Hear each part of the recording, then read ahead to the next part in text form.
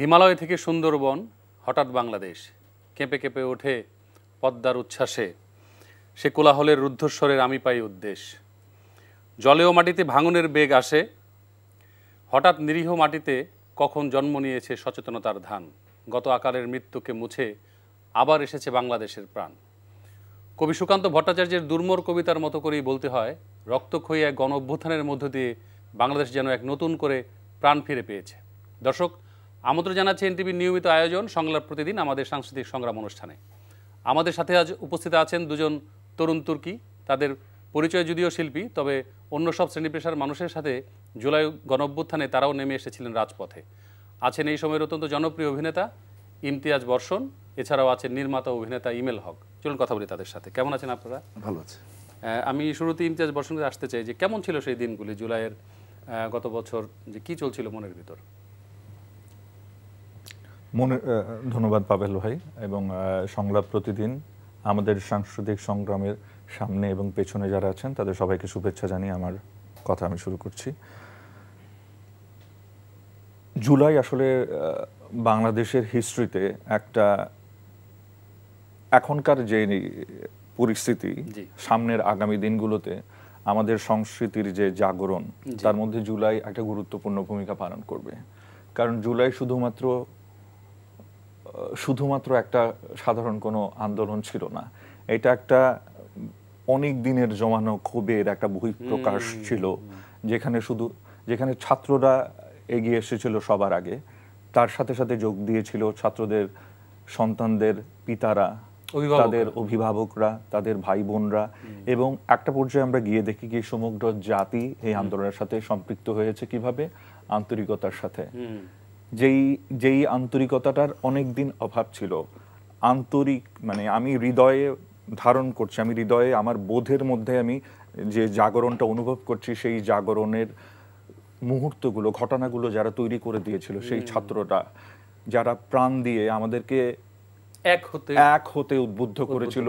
মানে বিষয়টা ছিল দেয়ালে পিঠ থেকে গেছে, আমাদের সামনে এগিয়ে যাওয়া ছাড়া আর কোনো উপায় নেই। এই জন্য জুলাই এবং জুলাই স্পিরিট আমাদের ইতিহাসের একটা নতুন অধ্যায়। আপনি কোন সময় ঠিক মাঠে নামার তাগিদ অনুভব করলেন, বা কোথায় ছিলেন? যেই ঘটনাটা 16 তারিখের আগ পর্যন্ত কিন্তু এই ঘটনা খুব একটা আমাদেরকে, পুরো জাতিকে খুব একটা আঁচড় কাটেনি। যেই দিন প্রথম শুনলাম যে তুমি কে আমি কে, রাজাকার রাজাকার, কে বলেছে স্বৈরাচার স্বৈরাচার, ওই ঘটনা যেদিন প্রথম টিভির সামনে দেখতে পাই, তখনই আমি আসলে এই ঘটনার মানে কোটা আন্দোলন নিয়ে তখন পর্যন্ত এতটা সিরিয়াস ছিলাম না। এই বক্তব্যের মানে কি, তখন আসলে ওটার পেছনের গল্পগুলো জানতে চাই। যেদিন 16 জুলাই প্রথম রংপুরের যেদিন আবু সাইদের যে আইকনিক যে মোশন, যে ছবিটা প্রকাশ পেল এবং তার মৃত্যু, তখন মনে হয়েছে যে মনে হয় ঘরে বসে থাকার সময় আর আমাদের নেই। এবং ফরচুনেটলি আমি ওই দিন দেখার জন্য রাস্তায় নেমেছিলাম। ওই দিন আমি চট্টগ্রাম ছিলাম, এবং ওই দিন আপনার রংপুরের যে আবু সাইদ যে মারা গেলেন, এই পুরো ভিডিওটা, এই দৃশ্য ধারণ করেছিল এনটিভি। এটা অনেকেই জানেন না। আবার আচ্ছা, এনটিভির কাছে পুরো ভিডিওটা আছে শুরু থেকে। রাইট। আমরা পরে দেখি। ওই দিন চট্টগ্রামে আরো 3 জন শহীদ হয়েছিল। আমি ঘটনার খুব কাছাকাছি জায়গায় অবস্থান করেছিলাম। আমি তো জাস্ট একজন অবজারভার হিসেবে গিয়েছিলাম দেখতে আসলে ঘটনাটা কেমন। আমি দেখলাম যে যেই ছাত্রগুলো নেমেছে, ওকে আমি কোনো একটা নির্দিষ্ট দলে আবদ্ধ করতে পারছি না। আমি বলতে পারছি না সে অমুক দল করে, সে এই দল করে। অসংখ্য অগণিত ছাত্র, এবং তারা দল মত নির্বিশেষে ওই দিন নেমেছিল। তারা ওই দিন ফেস করছিল তৎকালীন সরকার দলীয় যে ছাত্রলীগ যুবলীগের যে যারা ছিল, তাদেরকে ফেস করতেছিল এবং পুলিশকে ফেস করতেছিল। আমি দেখতে পেলাম যে আন্দোলনটা শান্তিপ্রিয় একটা আন্দোলন। হঠাৎ করে ওদের উপর যখন আক্রমণ করা হলো, ওই ছেলেগুলোকে পিছিয়ে যাচ্ছে না। ওই ছেলেগুলোকে যেন মনে হলো ওরা মরিয়া, যারা মরিয়া। আমি এর পরে একটা পোস্ট দিয়েছিলাম যে যারা মরিয়া, যারা মরতে চায়, ওদেরকে আপনি কি মারবেন? এবং দিন শেষে ওটাই ওরা প্রমাণ করেছে। 5ই আগস্ট ওরা এমন মরিয়া যে আসলে ওদেরকে মেরেও আপনি শেষ করতে পারবেন না। ওরা একজন মরবে তো আরেকজন দাঁড়িয়ে যাবে। জি জি। ইমেল হক, আপনি তো ওই সময় অনলাইন এবং অফলাইন আপনি দুই জায়গায় সরব ছিলেন। আপনি কিভাবে যুক্ত হলেন, বা ওই সময় আপনি কি দেখেছেন? আমার যুক্ত হওয়া আসলে আগে থেকেই, আপনার ধরেন যে রাত্রে ইলেকশন থেকে শুরু করে এটা 2013-14 যে ইলেকশনটা ওই সময়টা হলো, আমি তো আসলে ওই সময় থেকে অ্যাক্টিভ ছিলাম যতটুকু পারছি ফেসবুকে, এবং এক সময় বাম রাজনীতির সঙ্গে জড়িত থাকার কারণে ওই কানেকশনটা ছিল আর কি, বা বিভিন্ন কোনো ইস্যুজে আমরা এক হইতাম। ধরেন যে শাহবাগে আমরা এই সুন্দরবন রক্ষার জন্য 10 জন আছে, ওই 10 জনের মধ্যে হয়তো দেখা গেছে থাকা হয়েছে, মানুষ হাসাহাসি করছে যে এই হরতাল কি হরতাল, এটা কে থাকে। তো এই সরকারের আসলে অনেক আগে থেকে আমাদের ফাইট, ইভেন কোভিডের সময় আমার ফেসবুক আইডিটাও মানে হ্যাক করা হয় এই কারণে, হ্যাঁ, যে মানে ফেসবুকে লেখার কারণে। এবং আমার একটা পোস্ট 2018-তে খুব ভাইরাল হয়েছিল, মানে ওটা যে আমার পোস্ট, এটা অনেকে মানে মেনশন করতো না, যেটা হয় আর কি, ওই যে কালেক্টেড এরকম। আমি লিখছিলাম যে সামনে ইলেকশন, সাবধানে রাস্তা পার হন। আচ্ছা, ওইটা আমার একটা লেখা ছিল, প্রথম যে বাচ্চাটা মারা গেল ইয়েতে, আপনার বরণের ওইখানে আর কি। আচ্ছা, তো আমি আগে থেকে যুক্ত ছিলাম। তো এই আন্দোলনের সংযুক্তি যেটা 16 তারিখে, আমি 12-13 তারিখের দিকে কক্সবাজার ছিলাম, বা হ্যাঁ, তো 16 তারিখে আমি ঢাকা ব্যাক করি, 16 তারিখে 17 তারিখে ঢাকা ব্যাক করি। তো 16 তারিখে কক্সবাজার থাকতে আমি এটা দেখলাম, এটা দেখে তো আমার মানে আমি এমনি ফোনে কথা হচ্ছিল, কারণ আমার অনেক ছাত্র ফ্রন্টের বা লেফটের যে ভাই বেরাদাররা ছিল তার সঙ্গে যোগাযোগ হচ্ছিল যে এরকম সিচুয়েশন, আপডেট পাচ্ছিলাম। তো কক্সবাজার যাওয়ার পরে যেটা হলো, দেখলাম যে নেটওয়ার্কের একটা বন্ধ করে দিল, বা এরকম শাটডাউনের সিচুয়েশন। এবং আমি যখন ঢাকায় ব্যাক করে পুরো ঢাকা মনে হয়েছে শুনশান, কই আসলাম। আমি যখন এয়ারপোর্টে নামছি, এয়ারপোর্ট থেকে আমার বাসায় যাত্রাবাড়িতে, আমি কোনো গাড়ি পাচ্ছিলাম না। তো আমি এনে ওটা ম্যানেজ করছি, এবং আমি সেই কাঞ্চন হয়ে ঘুরে বাসায় যাই। বাসায় জাস্ট বাচ্চাকে রেখে ওই দিন রাত না, ঠিক বিকাল সন্ধ্যায় আমি স্ট্যাটাসের মধ্যে চলতেছে, তা আমাদের পুরনো বাসায় থেকে আমার ফোন আসে যে আমার পুলিশ খুঁজতেছে। আমার পুরনো বাসায় একদল পুলিশ আসছে। তারপর ওই দিন বাসা থেকে বের হইলাম, তারপর 5 তারিখে বিকেলে বাসায় গেছি। এর মধ্যে তো রাস্তায় ছিলাম, আবার ফোন নাম্বার চেঞ্জ করলাম, আর ফোন নাম্বার চেঞ্জ কি, ফোন সব বাসায় রেখে আর কি, পরে একটা বাটন ফোন টোন। মানে পুলিশ কেন খুঁজছিল, মানে ওই সময় আপনার পুলিশ খুঁজছিল হলো, আমার এর আগে আইসিটির একটা মামলার ঝামেলা ছিল এডিসি নাজমুল থাকতে, আমি ওই যে লিয়াকতের লাকির বিরুদ্ধে লিখছিলাম আর কি, ওনার বিরুদ্ধে। তো আমার ঝামেলাগুলো ছিল এর আগে আমাকে, কিন্তু আপনারা জানেন কিনা জানি না, এটা আমি আজকে একটা ন্যাশনাল টেলিভিশনে বলতেছি, এটা স্টেটমেন্ট, এই জন্য থাকুক। আমি কিন্তু 21 আগস্টে গ্রেনেড হামলা নিয়ে একটা ছোট শর্ট ফিল্ম বানাইছিলাম, আপনারা জানেন কিনা আমি জানি না, ওটা আমি বানাইছিলাম। ওইটা বানানোর কিন্তু অনেক গল্প আছে। গল্পটা হলো, আমাকে কিন্তু ডিজিএফআই থেকে কল করে, ডিজিএফআই তো ডিরেক্ট কল করে নাই, যুবলীগের একজন ছিলেন, ওনার নামটা এই মুহূর্তে মনে পড়তেছে না, ওনার মাধ্যমে এটা কচুক্ষেতে আমাদের একটা অফিস আছে, আমি গেলাম। তারপরে গিয়ে আমাকে অপশন দেওয়া হয়েছিল, তুমি কি বানাইতে চাও বা কি এরকম। তো স্বাভাবিক, তখন আমার একটা ছোট বাচ্চা আছে, আমার বাচ্চার বয়স তখন কত ছিল, 2.5 বছরের মতো। তো আমার বাধ্য হয়ে এটা বানাইতে হয়েছিল। তাতে ফিল্ম মেকার, আমার যদি ভালো কিছু বানাইতে হয়, মানে আমি তো আমার ট্রাইটা করছি, তো ওইটা আসলে একটা প্রপাগান্ডা ফিল্ম ওরা বানানোর ট্রাই করছিল বা বানাইছিল আর কি। আচ্ছা, উদ্দেশ্যপ্রণোদিত ভাবে। তো ধরেন যে আমার তো এই জার্নিটা আছে বা সংগ্রামটা আছে। ইভেন কোভিডের সময় আমি কিন্তু খুব ঝামেলায় পড়ছিলাম। কোভিডের অক্টোবরের 11 তারিখে আমার বাবু হয়েছে, সেপ্টেম্বরের 25 তারিখ আমার ওয়াইফের বার্থডে ছিল। তো এর আগে আমি একটা মামলা খাই। তো এই মামলার কারণে তো ওরা যা জানতো যে ওয়াইফের বার্থডেতে আমি অবশ্যই বাসায় যাব, আমি লুকাইছিলাম। 2020-এর গল্প, আমি ওই স্বাস্থ্যমন্ত্রীকে নিয়ে খুবই ফান পোস্ট বা এগুলো করছিলাম আর কি। তো ওইটা আমাকে একটা মুন্সিগঞ্জের একটা মামলায় আমাকে মামলা দেওয়া হয় আর কি, দূরের একটা মামলা, ঢাকার মামলা দেয় না। ওইটা আমি প্রায় 2 বছর হাজিরা দিয়েছি, এবং আমার এটার একটা এখন কি অবস্থা সেই মামলা? ওই মামলা পরে হয়েছে, নিষ্পত্তি হয়েছে। এটা গত বছর এটা নিষ্পত্তি হয়েছে। তো আমার সেপ্টেম্বরের 25 তারিখে একদল পুলিশ আমার বাসায় গিয়ে ধরেন যে আমাকে খুঁজছে আর কি। তো আমি এটা মানে বাসায় যাই নাই আর কি, এই কারণে ধরা খাই নাই আর কি, ধরেন যে। তো এই সংগ্রামটা আসলে অনেক আগে থেকেই। তো আমরা একটা ভিন্ন প্রসঙ্গে আসি, যে ইমতিয়াজ বসন, আপনি তো চট্টগ্রামে বেড়ে উঠেছেন, এবং সেখানকার যে শিল্পের সাথে আপনার যে শুরুটা কেমন হয়েছিল, মানে কিভাবে হয়েছিল? আপনি তো থিয়েটার করতেন এক সময়। শুরুটা হয়েছিল আমার থিয়েটারের মাধ্যমেই। আমি শুরু করি তির্যক নাট্যগোষ্ঠী দিয়ে, তো ওখান থেকে আমার শুরু। এরপর কিছুদিন তির্যকে আমি কাজ করি, তারপরে থিয়েটারটা যখন করতে গেলাম আসলে তখন দেখলাম যে আসলে থিয়েটার শুধু যাওয়া আসা দিয়ে হয় না, থিয়েটার আসলে শিখতে হয়, পড়তে হয়। এই জিনিসটা যেহেতু আমার মনে হচ্ছিল যে আমি অভিনয়টা করতে পারবো বা অভিনয়টা আমি করতে চাই, ওটার প্রতি একটা প্রেম অনুভব করছি। তারপর আমি যাই Fame school of dance drama and মিউজিকে, ওখানে অ্যাপ্রিসিয়েশন কোর্সটা করি, তারপর রেগুলার থিয়েটার চর্চাটা শুরু করি। তো ঢাকা আসার আগ পর্যন্ত ঢাকায় আমি ইরেগুলারলি আসা শুরু করি 3-4 ওই সময় থেকে। 7-8-এ এসে একটু অ্যাসিস্ট করা শুরু করি, 8-এর দিক থেকে এসে। তো ফাইনালি আমি 10-এর পরে আমি আসলে একেবারে পার্মানেন্টলি চলে আসি। তার আগ পর্যন্ত আমি যতদিনই ছিলাম ততদিনই রেগুলার থিয়েটারটা করে গেছি। তার মানে থিয়েটারের সাথে এখন আপনি আর কাজ করতে পারছেন না, যেহেতু স্বাভাবিকভাবে আপনি টেলিভিশনে এবং ফিল্মে অনেক ব্যস্ত আর্টিস্ট। অ্যাকচুয়ালি আপনি রেগুলার থিয়েটার করেন, তো থিয়েটারের সময় দেওয়ার বিষয়টার সাথে আসলে আমার যে প্রফেশন তার সাথে আসলে কনফ্লিক্ট হয়। তো সেই কনফ্লিক্টটার থেকে আমি আমার দল, বর্তমান দল হলো থিয়েটার অ্যাভাগার্ড, চট্টগ্রামে একটা দল, তো ঢাকা চট্টগ্রাম মিলিয়ে আসলে তো ওই সময়টা দেওয়া সম্ভব না, সেই কারণে আমার দলের সাথে যোগাযোগ আছে, কিন্তু রেগুলার পারফরমেন্সের জায়গা থেকে আমি আর সেই সময়টা দিতে পারি না। থিয়েটার না, শুরুতে রেপার্টারি ছিল, পরে রেগুলার থিয়েটার দল হয়ে গেছে। আচ্ছা আচ্ছা।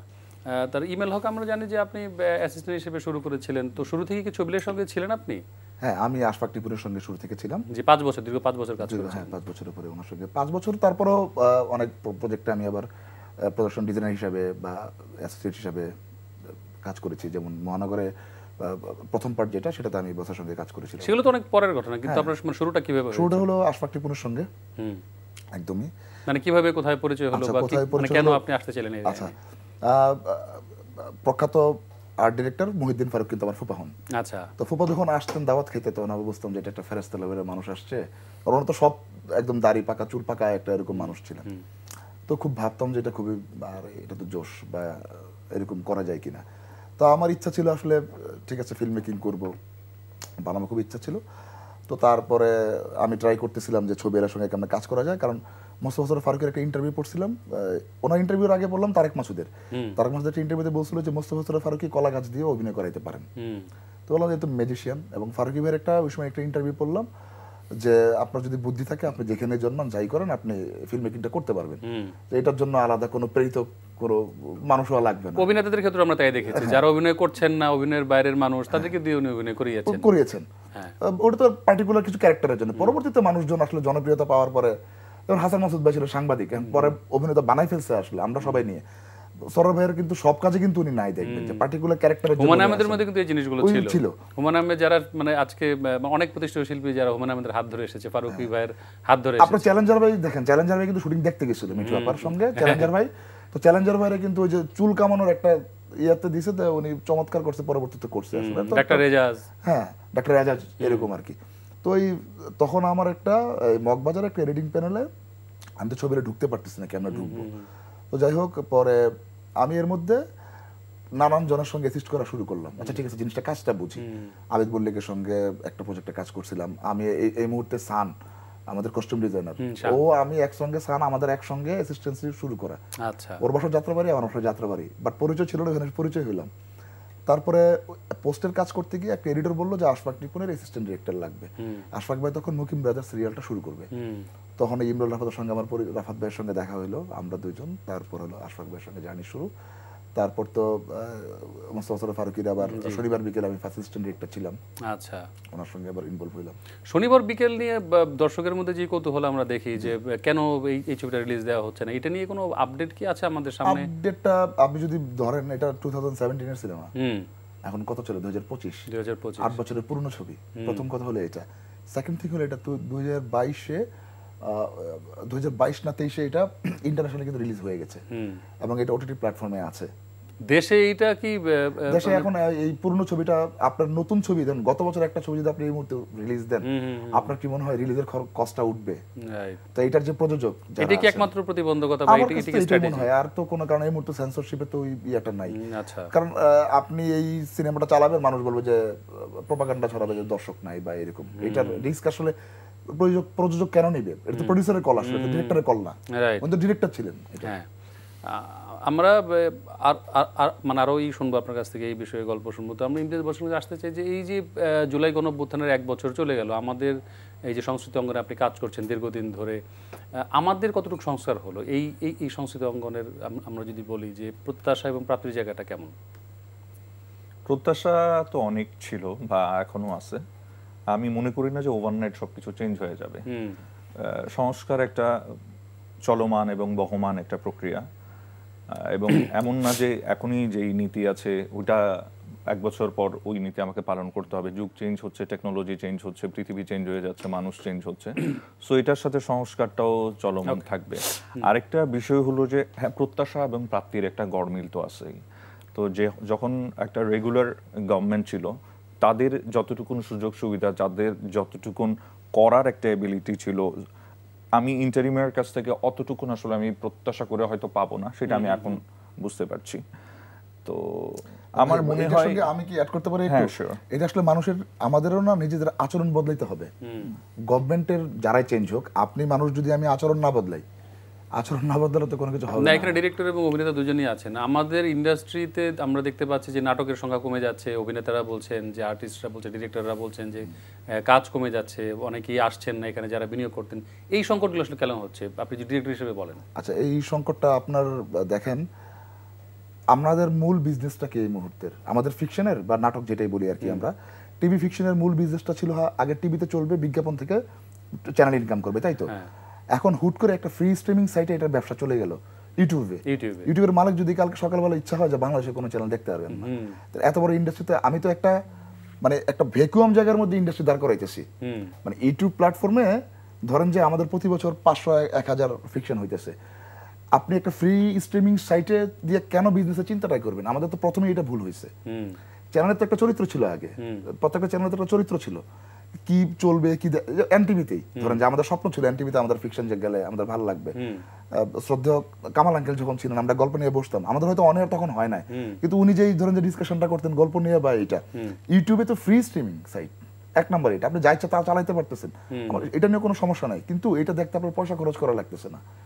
টিভিতে হয়তো পয়সা খরচ করা লাগতো না, কিন্তু টিভিতে একটা বিজ্ঞাপন থেকে আপনার ইনকাম সোর্স ছিল, ইউটিউব থেকে আপনার ইনকাম সোর্সকে মানুষ দেখলে আপনি পয়সা পাবেন। তো মানুষ তো আমি কারো ছোট করতে চাই না, মানুষ তো নানান ধরনের জিনিস দেখতে পছন্দ করে। ধরেন আপনি একদিন রান্নার একটা ভিডিও দেখছেন, আপনি স্ট্রিমিং করতে করতে দেখবেন যে আপনার রান্নারই আসতেছে, আপনি কথা কথা কারো একটা মারার ভিডিও দেখছেন, দেখবেন যে সারাক্ষণ মারার ভিডিও আসতেছে। তো এইভাবে তো অ্যালগরিদমগুলো থাকে। আর আমি বারবার যেটা সবসময় বলি, হ্যাঁ ইউটিউবে আমিও কাজ করছি বা করি, কিন্তু এটা তো ভাই ফ্রি স্ট্রিমিং সাইট। এইটার আমি তো যেটা বললাম শুরুতে, যে যদি ইউটিউবের মালিক বলে যে আমি এটা করে দেবো, যে কালকে সকাল থেকে বাংলাদেশের কোনো আমি ফিকশন বা যেটাই হোক মনিটাইজেশন পয়সা দিব না, আপনি কিছু করতে পারবেন? রাইট। তো কাজ কমে যাওয়ার এটি কি একমাত্র কারণ? আমি বলবো যে আপনি যে কথা বলছেন, এনটিভির যে মোস্তফা কামাল সৈয়দ ছিলেন, আপনারা গল্প নিয়ে আসতেন, কথা বলতেন, এখনো কিন্তু আমরা সেই ধারাবাহিকতা ধরে রেখেছি, একই সিস্টেম এনটিভির কাজ চলছে, এবং টেলিভিশনে নাটকটি প্রচার হওয়ার পর তারপর আমরা একটা নির্দিষ্ট সময় পরে যে আমাদের যেই এনটিভির যে নিজস্ব ওয়েব পোর্টাল, সেখানে যাচ্ছে। ওটা তো আপনার আর্কাইভ বা যেটাই বা ইনকাম যেটাই হোক, এটা আপনারা তো সবসময় আর্কাইভ করতেন। ওটা বেসিক্যালি তো ইউটিউবটা আসলে আর্কাইভের জন্য, এটা তো বিজনেস করার জন্য তো না। কিন্তু এখন বিজ্ঞাপনদাতারা তো ওইদিকে ঝুঁকছে।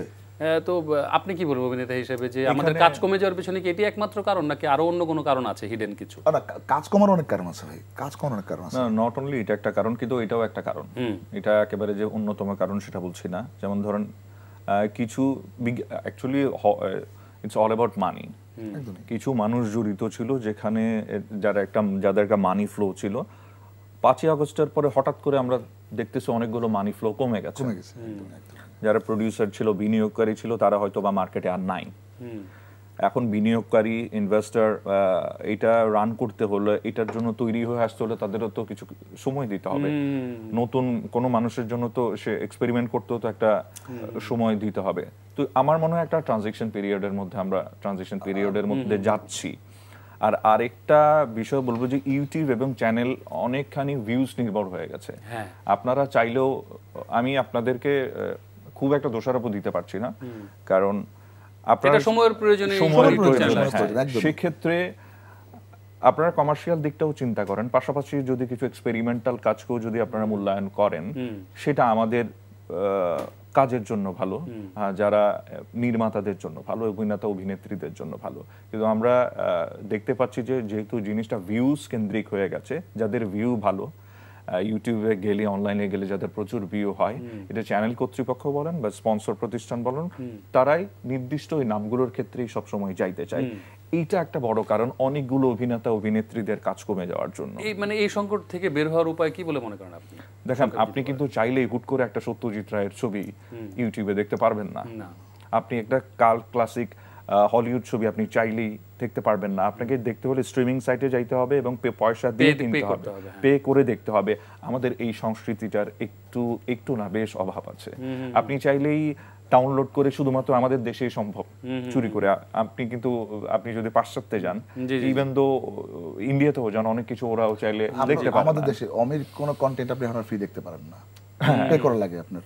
তো ওর কি জনপ্রিয়তা কমে গেছে? না, তো চ্যানেলগুলো কি পে চ্যানেল হলে পরে এই সংকটটা একদম ভাই, এটা আমাদের ভ্যালুজ না আসলে আমাদের বাড়াইতে হবে, আমাদের ভ্যালুজ আমাদের বাড়াইতে হবে। কিন্তু শুধু নাটকের ক্ষেত্রে না, আমরা দেখছি যে একেবারে ঈদ কেন্দ্রিক ছবি রিলিজ হচ্ছে বা ওটিটি প্ল্যাটফর্মের যে জায়গাগুলো, মানে আপনার সেখানেও কাজ কমে গেছে, এইটার আসলে মানে কারণটা কি? এটা কিন্তু আসলে এই শুধু অভ্যুত্থানের পর থেকে কমছে তা না, কিন্তু এই ফ্লোটা শুরু হয়েছে, আপনি একটু খেয়াল করে দেখেন, গত রোজার ঈদের পর থেকে কিন্তু এই ফ্লোটা একটু মানে নিম্নমুখী কিন্তু। আচ্ছা, কেন হচ্ছে? কারণ হলো ঈদ, আগে সিনেমা হতো সারা বছর, এখন সিনেমা শুধুমাত্র কেউ রিস্ক নিতে চাচ্ছে না, শুধুমাত্র 2টা ঈদে কিন্তু সিনেমা রিলিজ হচ্ছে। তাও তো অন্তত চ্যানেলগুলো কিন্তু প্রতি মাসে কিন্তু ফিকশন চালাচ্ছে বা তার স্ট্রিমিং সাইটে এটা আসতেছে, ধরেন যে। তো যেটা বলি যে আমি আমাদের ভ্যালুসটা না, আমরা একটা ফাঁপা জিনিসের উপরে ভ্যালুসটা বাড়াই ফেলতেছি। আমাদের এই মুহূর্তের এইটার ভ্যালু যা তার থেকে বেশি ভ্যালু বাড়াই ফেলছি আমরা। এটা একটু কন্ট্রোল করা উচিত ছিল আমাদের। আমি ইমাল ভাইয়ের এই কথার সাথে একমত। আমাদের সিনেমার ক্ষেত্রে যদি বলি, আমাদের সিনেমার ইন্ডাস্ট্রিতে যেই টাকা লগ্নি করে আপনি একটা ছবি বানাবেন, সেই লগ্নিকৃত অর্থ তুলে আনার জন্য যে স্ট্রাকচার দরকার, যতগুলো হল দরকার, হল ম্যানেজমেন্ট দরকার, অ্যাকচুয়ালি অতগুলো হল। আপনি এক জায়গায় বলছিলেন এটা যে মানে মধ্যবিত্ত শ্রেণীকে হল থেকে বের করে দেওয়া হয়েছে। এইটা আমি খুবই দুঃখের সাথে ওই দিন বলেছিলাম। একটা সময় ছিল যখন সে ধরুন যতদিন সালমান শাহ বেঁচে ছিল, যতদিন না মান্না ছিল, ওদের এক ধরনের সংগ্রাম ছিল বা ওদের এক ধরনের ইচ্ছা ছিল ভালো কাজ করার। যখনই দেশে অশ্লীলতা ঢুকলো, কার্পিস ঢুকলো, যখন আমার মা খালারা, চাচিরা, ফুপিরা হলে গিয়ে যখন এই দৃশ্যের সম্মুখীন হলো, তারা আসলে মুখ ফিরায় নিছে হল থেকে। সিনেমা তখন হয়ে গেল শুধু একটা নির্দিষ্ট শ্রেণীর জন্য, শুধু তাদের জন্যই, তাদের মানে সরি টু সে তাদের স্থূল রুচির উপভোগ করার জন্য খুবই বাজে দৃশ্য, খুবই একদম নগ্ন দৃশ্য, সংবলিত কাটপিস দেয়া হইতো। ওটা দিয়েই এক শ্রেণীর প্রডিউসার মনে করতো যে আমার এখান থেকেই বিজনেস আসবে। তারা মনে করতো না যে রুচির স্ট্যান্ডার্ড, একটা ফিল্ম যে একটা জাতির স্ট্যান্ডার্ড নির্ধারণ করে দেয়, সেই জায়গা থেকে তারা আসলে দূরে সরে গিয়েছিল। ফলে হয়েছিল কি, মধ্যবিত্ত দর্শক যখন হল থেকে বেরিয়ে এসছে, সেই দর্শক আর ফিরে যায়নি। আমরা এখনো পর্যন্ত স্ট্রাগল করে যাচ্ছি মধ্যবিত্ত দর্শক হলে ফিরিয়ে নিয়ে যাওয়ার জন্য। আমাদের দর্শকদের মধ্যে একটা বিরাট সংখ্যা ছিল নারী দর্শক, কিন্তু আসার কথা বেশ কয়েক বছর ধরে ভালো ভালো নির্মাতারা সামনে এগিয়ে এসছেন, কিন্তু ততদিনে আমাদের হল সংখ্যা কমে গেছে। এবং আমার এখনো স্পষ্ট মনে আছে, আমি একটা জিনিস একদম শেয়ার করতে চাই। আমার মা আমাকে নিয়ে হলে গিয়েছিল ঢাকা 86 ছবিতে, এরপর আর হলে যাওয়া হয়নি, আমার ফ্যামিলি নিয়ে। আরেকটা বিষয় খুবই লক্ষণীয়, আপনি যখন শুধু কপির উপরেই নির্ভর করবেন, তখন কিন্তু আপনার নিজস্বতা হারাতে হারাতে হারাতে আপনার নিজস্বতা বলতে কিছুই থাকবে না। যখন 80s 90s এ যখন আমাদের প্রডিউসার বলেন, নির্মাতারা বলেন, প্রচুর ছবি বানানো শুরু করলো, যখন মাসে একটা ছবি রিলিজ হতো, দেখা গেছে মাসে 4টা ছবি রিলিজ হচ্ছে, বছরে 60-70টা ছবি রিলিজ হচ্ছে, এতগুলো গল্পের যোগান তারা কোত্থেকে দিবে? তারা নির্ভর করতো south Indian film, Indian film, ওগুলোর হলিউড কপি, তামিল, ওগুলোর রিমেকে, তারা রিমেক না হয়তোবা ম্যাক্সিমামের কপিরাইটই ছিল না, ওখান থেকে 2টা ছবির কাহিনী মিলিয়ে একটা ছবি বানিয়ে দিয়ে দিল, হয়তোবা হুবহু শর্ট টু শর্ট কপি করে দিয়ে দিল। কিন্তু যখন 2003-04 পর থেকে যখন ইন্টারনেট দেশে অ্যাভেলেবেল হওয়া শুরু করলো, যখন ছেলে মেয়েরা বুঝতে পারলো এই ছবি তো তামিল ছবি, এই ছবি তো মালায়ালাম ছবি, এই ছবি তো কন্নাড়া ছবি, এই ছবি তো বলিউড ওই ছবির কোরিয়ান মুভি, যখন ওরা জানা শুরু করলো, ইভেন তো আমরাও যখন জানা শুরু করলাম, আর এই ছবি তো ওইখান থেকে মেরে দিছে রে, আর আমি দেখছি এটা নতুন করে আবার কি দেখব, তখন থেকেই বাংলা ছবি দেখার আগ্রহ কমে যাচ্ছে। হাই, ওখানকার বাজেট হাই, ওরা যে জিনিস বানাইতে পারে সেই জিনিস আমরা এখানে দেখতে পাচ্ছি, ওটার একটা খুব বিলো এভারেজ ভার্সন যখন দেখতেছি, তখনও এক শ্রেণীর দর্শক আসলে হল থেকে সরে গেছে। রাইট। আমরা একটু ইমেল হকের কাছে আসতে চাই, একেবারেই সময় কম আমাদের। আগামী মাসে ছবিয়ালের সম্ভবত 26 বছর পূর্তি হতে যাচ্ছে, এবং ছবিয়ালের লক্ষ্য এবং উদ্দেশ্য সম্পর্কে জানতে চাই আপনার কাছে, এবং ছবিয়ালের যে স্বপ্নদ্রষ্টা জনাব মোস্তফা সরোয়ার ফারুকী, এখন বাংলাদেশের অত্যন্ত গুরুত্বপূর্ণ দায়িত্ব আমরা জানি, সংস্কৃতি মন্ত্রণালয়ের এবং উপদেষ্টা, খুব কাছ থেকে তাকে দেখেছেন, কেমন দেখেছেন তাকে, তার সম্পর্কে একটু বলেন। তার সম্বন্ধে তো বলার মতো দৃশ্য তো আমার নাই, তবে এটুকু বলতেছি যে উনি অ্যাজ এ উপদেষ্টা হিসেবে যেটা করতেছি ওই সম্বন্ধে আমি তাকে দেখা যেটা বা দেখতেছি এই মুহূর্তে কাজে বা ওনার স্টেটমেন্টে যা আমি ক্লিয়ার, আমাদের একটা আমরা কিন্তু যেমন ভারত উপমহাদেশ ব্রিটিশ কলোনিয়াল ছিল, কিন্তু আমাদের বাংলাদেশের যদি আপনি চিন্তা করেন সাংস্কৃতিক পরিমণ্ডলে আমরা কিন্তু দুইটা কলোনিয়ালের মধ্যে পড়ে গেছি। ব্রিটিশ তো ছিলই, আবার কলকাতার একটা হেজিমনি আমাদের ছিল। ওকে, আপনি দেখেন রবীন্দ্রনাথ, নজরুল অবশ্যই অফকোর্স তারা গ্রেট নিঃসন্দেহে, কিন্তু ওনারা তো ধরেন যে সার্বজনীন হয়েছে। তারপরে যারা আমাদের আছেন যেমন এই যে লালন, স্বাধীনতার 54 বছর পর 55 বছর পর লালন, এস এম সুলতান মাত্র জাতীয় অনুষ্ঠানে মানে ওনাদের জন্মদিন বা মৃত্যুদিন জাতীয়ভাবে পালন করার যে সিদ্ধান্ত হয়েছে, এখন কেন হবে আমাকে বলেন তো? আচ্ছা, আমাদের আয়ুব বাচ্চু, আমাদের সাবিনা ইয়াসমিন, আমাদের রুনা লায়লা, মানে এস ডি বর্মন নিজে বলছেন যে আমি দুইটা লতাকে দেখতে পাচ্ছি। হ্যাঁ, এটা আমার স্টেটমেন্ট, এটা আছে। আচ্ছা, লতা মঙ্গেশকরের সরি আমাদের রুনা লায়লা নিয়ে কি বলছে আমরা জানি যে ভাই তিস্তার বাদ ছেড়ে দিবা, আমাকে রুনা লায়লা দাও। তো সো আমরা এদেরকে কখনো মানে গুরুত্ব রেসপেক্ট করি না, গুরুত্ব দিচ্ছি আমরা। ওই যে সিনেমার গানা লাগবে, রুনা আপাকে ফোন দাও, সাবিনা আপাকে ফোন দাও, মানে যেই অর্থে সম্মান পাওয়া উচিত ছিল তাদের। বাচ্চু ভাই, আচ্ছা আজম খান মরার পরে আমার যেটা যেই কারণে আমি মামলা খেয়েছিলাম বা আমাকে ডাকা হয়েছিল, লিয়াকতের লাকির পরে কিভাবে আজম খান আপনি আমাকে বলেন তো এই দেশের স্বাধীনতা পুরস্কার বা 21 পদক পায় কেন? উনি তো এমনি একটা ফ্রিডম ফাইটার। এই বাংলাদেশে আজম খানের গুরুত্ব এই পর্যায়ে আজকে আর্টসেল বা আন্ডারগ্রাউন্ড রক ব্যান্ড যারা করতেছে অবশ্যই আসতো, কিন্তু আজম খান তো এটার ধরেন যে পায়োনিয়ার একদম। উনি কি গান গাইছে এটা গুরুত্বপূর্ণই না আপনার, আপনি ওইটা গুরুত্বপূর্ণ হলো ওনার, উনি যে পপ গানের যে মুভমেন্ট উনি শুরু করছেন এটা তো গুরুত্বপূর্ণ। আপনার একটা মানুষের 100 গান জনপ্রিয় হবে না, আপনার মুভমেন্টটা গুরুত্বপূর্ণ, শুরুটা গুরুত্বপূর্ণ। উনি তো এই জায়গার মধ্যে শুরু করছিলেন এটা। তা আমার কথা, আমাদের এই মানুষগুলাকে আমরা কখনো রেসপেক্ট করছি, আচ্ছা ঠিক আছে ওকে টক শোতে আনছি, আজীবন সম্মাননা দিয়েছে, আজীবন সম্মাননার জন্য কি করবেন আসলে? ওনার কি সম্মানের কমতি আছে?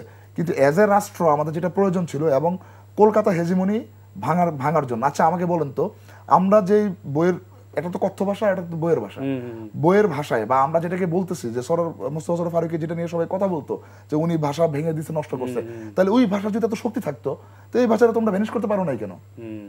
কারণ কি, এটা হলো আপনার আমার জাবিত জীবনের ভাষা, আর কলকাতার ওই ভাষাটা তো ওর ভাষা, এটা তো আমার ভাষা না, তুমি গিয়েছিলে, এটা তো ওর ভাষা। মানে আমরা হয়েছে কি, এই ব্রিটিশরা যেরকম শিখাইছিল যে তুমি প্যান্ট এবং জুতো পরতে না পারলে তুমি শিক্ষিত না, রাইট? ঠিক আছে, তো তুমি ওই ভাষা কথা বলতে না পারলে ভাই তুমি আমার না বা আমার কৃষ্টি কালচারের না।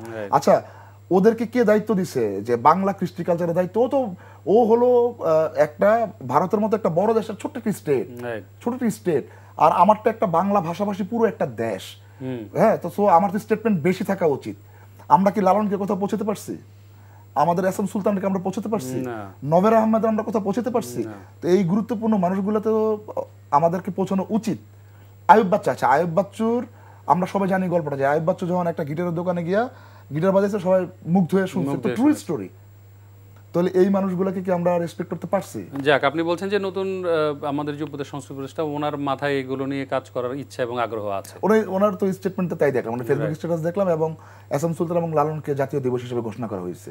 আচ্ছা, মানে বাচ্চু ভাইকেও হবে? বাচ্চু ভাইকে আশা করি, আমরা আশা রাখতেছি আর কি, গুড, খুব, এবং কর্ষণীভুক্ত করা হয়েছে, খুবই ভালো খবর। তো ইমতিয়াজ বর্ষণ, আপনি অভিনয়ের পাশাপাশি গানও করেন দেখছি, এবং মানে বেশ কিছু অনুষ্ঠানে আপনাকে গান গাইতে দেখলাম। তো আজকে একটা গান আমাদের জন্য তো হতেই পারে। হ্যাঁ, যদি এটার শেষে আমাদের একেবারেই সময় কম, আমরা ছোট্ট করে একটু শুনবো আর কি। আচ্ছা, আমি যে গানটা গাইছি এটা আমার সিনেমা 49 একটা গান, ওইটা টিউন আমার করা। এটা গানটা লিখেছেন সুমন টিঙ্কু, আর এটা গেয়েছেন আমাদের সবার প্রিয় বেশ বাবা অর্থহীন। তো আমরা মানে গানটা শুনতে শুনতে আজকে বিদায় নেই। মানে দর্শক, আমরা আজকের অনুষ্ঠানে গান শুনতে শুনতে, ইমতিয়াজ বর্ষণের গান শুনতে শুনতে বিদায় নেব। আপনারা সবাই ভালো থাকবেন এবং এনটিভি সঙ্গেই থাকবেন। চলুন আমরা গানে যাই।